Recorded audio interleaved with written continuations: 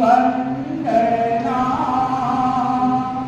गणधारो खुशहाल गुरुजी गणधारो खुशहाल। नमन।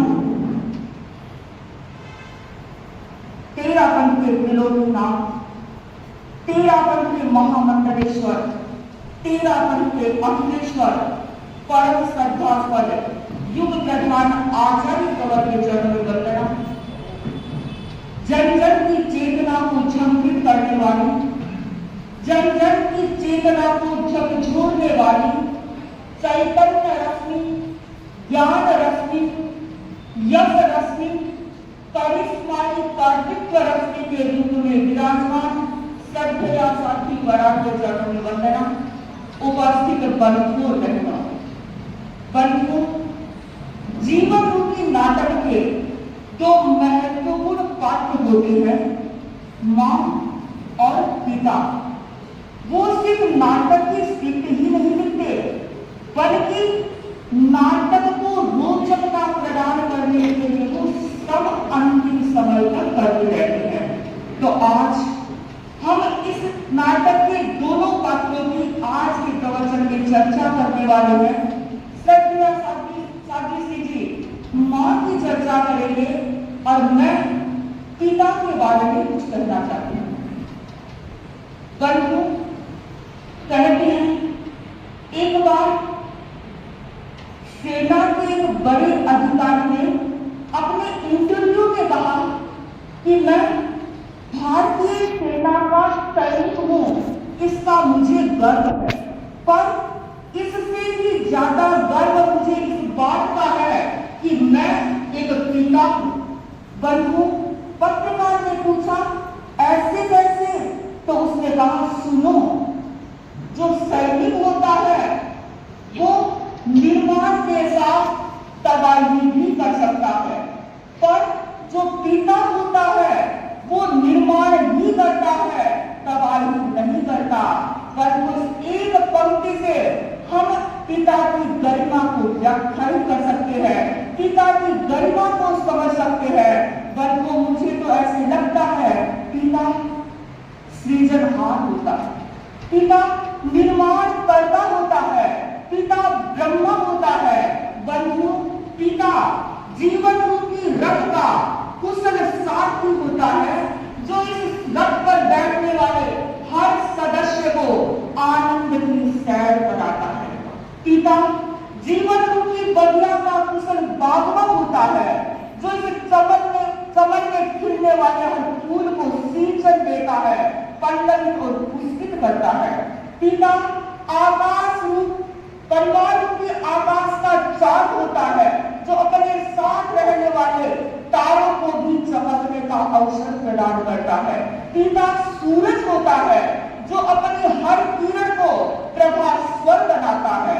पिता सागर की तरह होता है, जो सागर में रहने वाली हर सीप को मोती बनने का प्रशिक्षण देता है। बंधुओं, मुझे तो ऐसे लगता है पिता उस शख्स का नाम है जिन्हें न दिन दिखाई देता है न रात दिखाई देती है, उसे तो परिवार की हालात दिखाई देते हैं। पिता उस शख्स का नाम है जो अपने बच्चों के सपनों में रंग भरने के लिए अपने सपनों की धरती को बंजर बना देता है। बंधु, पिता नीम के पेड़ की तरह हो सकता है, पत्ते भले ही कड़वे हो पर छाया हमेशा ठंडी ही देता है। पर वो पिता क्रेडिट कार्ड की तरह होता है, अगर बैलेंस नहीं हो तो भी अपने बच्चों की भावनाओं को, इच्छाओं को पूरा करने का प्रयास करता है। बंधु, पिता दो चीज देकर जाता है अपने बच्चों को, एक नसीहत देकर जाता है, एक वसीयत देकर जाता है। वसीयत तो समाप्त हो सकती है, लेकिन अगर नसीहत साथ में रह गई तो जिंदगी को संवार देगी। बंधु, पिता अपनी संतान को आशीर्वाद देता है, अगर ढंग से आशीर्वाद ले तो वो अपनी संतान को कहां से कहां तक पहुंचा देता है। एक प्रसंग की चर्चा करूं, कहती हैं पिता मरना परिस्थिति में था, अपने पुत्र को बुलाया और कहा बेटे मेरे पास तुम्हें देने के लिए धन संपत्ति नहीं, लेकिन मैंने जिंदगी भर ईमानदारी से काम किया, नैतिकता से काम किया, प्रामाणिकता से काम किया, इसलिए मैं तुझे आशीर्वाद देता हूं कि तुम अपने जीवन में हमेशा सुखी रहोगे।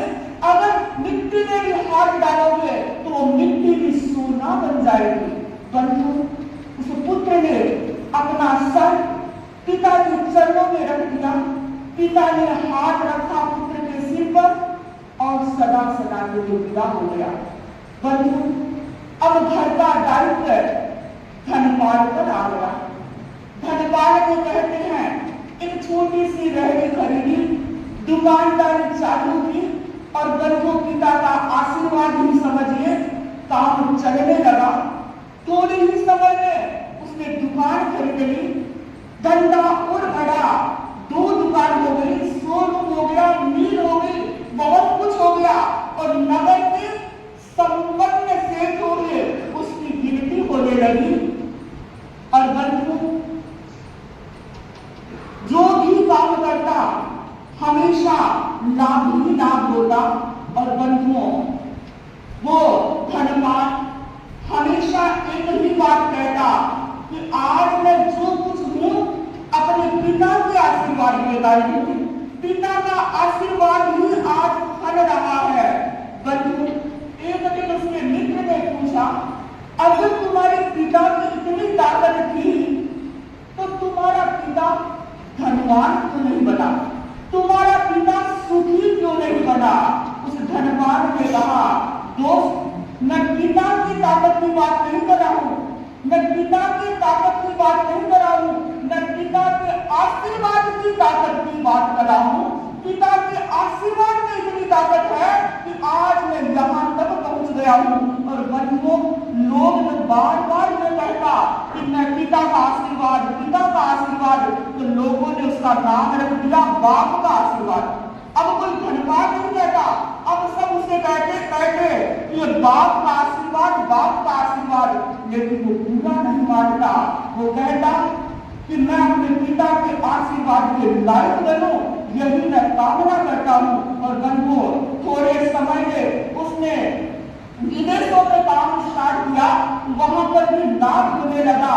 और बंधुओं एक दिन धनपाल ने सोचा कि मैं जिस काम में हाथ डालता हूं मुझे लाभ ही लाभ होता है, मुनाफा ही मुनाफा होता है। तो एक दिन अपने मित्र से पूछा कि दोस्त मुझे कोई ऐसा काम बताओ जिससे मुझे घाटा लगे। परंतु दोस्त ने आप सोचे कैसा पूछेंगे किसी से, लेकिन उस दोस्त ने कहा, दोस्त ने सोचा कि इसके पास इतना पैसा हो गया, इसमें घमंड आ गया है। तो दोस्त ने कहा देख अगर तुम नुकसान देखना चाहते हो तो मैं तुम्हें धंधा बताता हूं। क्या धंधा कि तुम भारत से लोग खरीदो, लोग क्या नाम होता है, भारत से लोग खरीदो और अफ्रीका के जंजीबार क्षेत्र में जाकर बेच दो। उसको आइडिया पसंद आ गया क्योंकि जंजीबार तो लोग का भी देश है, वहां से लोग भारत में आते हैं और 10-12 गुना भाव से यहाँ बेचे जाते हैं। तो वो यहाँ से खरीदेगा और जंजीबार में बेचेगा तो साफ का नुकसान ही होगा। परंतु धनपाल को आइडिया पसंद आ गई, उसने लोग खरीदे, जहाज भरा और जहाज में बैठकर सोचा मैं स्वयं जाऊंगा, नुकसान मुझे खुद को देखना है। और कहते वो धनपाल लोग से भरा जहाज लेकर अफ्रीका के जंजीबार शहर में गया। समुद्र के किनारे जहाज रुका, वो नीचे उतरा और लंबा रेतीला रास्ता था, व्यापारियों से मिलने के लिए पांव जा रहा था, पैदल ही चल रहा था। उसने देखा सामने से एक प्रभावशाली व्यक्तित्व आ रहा है, उसके साथ 50-60 सिपाही चल रहे हैं। तो उन्होंने व्यक्ति से पूछा ये जो सामने आ रहा है वो कौन है। उसने कहा लगता है आप परदेशी है, आप जानते नहीं है, ये यहाँ के सुबेदार है। वो चला आगे। जैसे ही सुल्तान आया उसने हाथ जोड़े, अभिवादन किया और सुल्तान ने पूछा आप कहां से आए हो, क्यों आए हो? तो उन्होंने कहा मैं भारत से आया हूँ, गुजरात का खंभात का व्यापारी हूँ और यहाँ व्यापार करने के लिए आया हूँ। अच्छा, व्यापार करने के लिए आए हो? हाँ। तो उस व्यक्ति ने बात पूछी कि सुल्तान मेरे मन में जिज्ञासा है, आपके पास इतने सिपाही चल रहे हैं, उनके हाथ में तलवार भाला कुछ नहीं, बड़ी बड़ी छलनी ले रखी है, बड़ी बड़ी छलनी है, तो इनका क्या करेंगे? तो सुल्तान ने कहा आज मैं सुबह मॉर्निंग वॉक कर रहा था, तब मेरी अंगूठी में एक अंगूठी थी, वो अंगूठी गिर गई, उसको ये खोजेंगे पता नहीं कहाँ है, तो रेत को छानेंगे और अंगूठी को खोजेंगे। तो उस व्यक्ति ने कहा क्या आपकी अंगूठी इतनी कीमती थी? तो उसने कहा इससे भी अधिक कीमत वाली अंगूठियां मेरे खजाने में भरी पड़ी हुई है, लेकिन ये अंगूठी विशेष थी। क्यों? क्योंकि फकीर का आशीर्वाद थी, फकीर के आशीर्वाद के स्वरूप में मुझे ये अंगूठी मिली थी और मुझे लगता है उस अंगूठी की बदौलत ही मेरा राज्य सुखी है, मेरा राज्य समृद्ध है। और उसे सुल्तान ने कहा आप बताओ आप क्या माल लेकर आए हो? उसने कहा मैं भारत से लोग लेकर आया हूँ। जैसे सुल्तान ने सुना माथा पकड़ के आए भाई ये धंधा किसने बता दिया, जरूर आपका कोई दुश्मन होगा। उसने कहा दुश्मन नहीं, बात ऐसी है कि मैं जिस काम में हाथ डालता हूँ मुझे लाभ ही लाभ होता है और मेरे पिता ने मुझे आशीर्वाद दिया था कि तुम जिस काम में हाथ डालोगे तुम्हें लाभ होगा और अगर मिट्टी को भी हाथ में लोगे तो वो सोना बन जाएगी। और बंधु ये कहकर धनवान नीचे झुका, मुट्ठी पर रेत उठाई और रेत को ऐसे किया तो सारी रेत अंगुलियों से निकल गई और हाथ में अंगूठी रह गई, अंगूठी हाथ में आ गई। और बंधुओं जैसे सुल्तान ने देखा, धनवान ने देखा, आश्चर्य का पार नहीं रहा। और बंधु कहते हैं सुल्तान ने उसको बाहों में भर लिया और कहा सेठ तुम जो मांगो आज मांगो, मैं बड़ा खुश हूँ। और बंधु कहते हैं सेठ ने कहा मुझे कुछ नहीं चाहिए, आप 100 वर्ष तक जिए, आपकी प्रजा सुखी रहे, आपका राज्य समृद्ध रहे, मैं यही कामना करता हूँ। परंतु सुल्तान और अधिक खुश हो गया और कहते हैं सुल्तान ने कहा सेठ तुम्हारा जितना भी माल है मैं खरीदूंगा और मुंह मांगी कीमत दूंगा। बंधुओं घाटे के लिए आया था, मालो माल हो गया, सुल्तान ने सारा माल खरीद लिया और अनाप शनाप उसको नफा हुआ। बंधु मैं ये कहना चाहती हूँ यह है पिता का आशीर्वाद, पिता के आशीर्वाद का फल है। बंधु किसको मिलता है पिता का आशीर्वाद? जो बच्चे अपने पिता का आदर करते हैं, जो बच्चे अपने पिता को सम्मान देते हैं, सत्कार करते हैं, सेवा की भावना रहती है। पर बंधु आज लगता है विचारों में संकीर्णता आ गई है, आज परिवारों में संकीर्णता आ गई है और जो परिवार की डिक्शनरी में जो वर्ग थे वो वर्ग घटते चले जा रहे हैं। कैसे? एक भाई साध्वी जी के पास आया और उसने कहा महाराज मंगल पाठ सुना दीजिए, आज मैं दिल्ली में अपने परिवार को लेकर आया हूँ। साध्वी जी ने कहा अच्छा दिल्ली में सेट हो रहे हो, परिवार को लेकर आए हो? हाँ परिवार को लेकर आया हूँ। पूछा परिवार में कौन कौन है? महाराज मैं हूँ, मेरी पत्नी है, मेरे 2 बच्चे हैं, यही परिवार। माँ बाप कहाँ चले गए? बंधुओं माँ बाप के बिना क्या परिवार होता है? बंधुओं अब जानते हैं परिवार को अंग्रेजी में क्या कहते हैं? क्या कहते हैं? फैमिली। फैमिली की स्पेलिंग क्या होती है? FAMILY। वो क्या कहती है?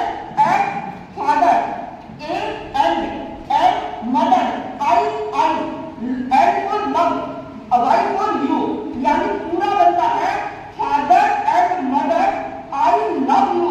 बंधुओं जिस परिवार में माँ बाप का सम्मान होता है,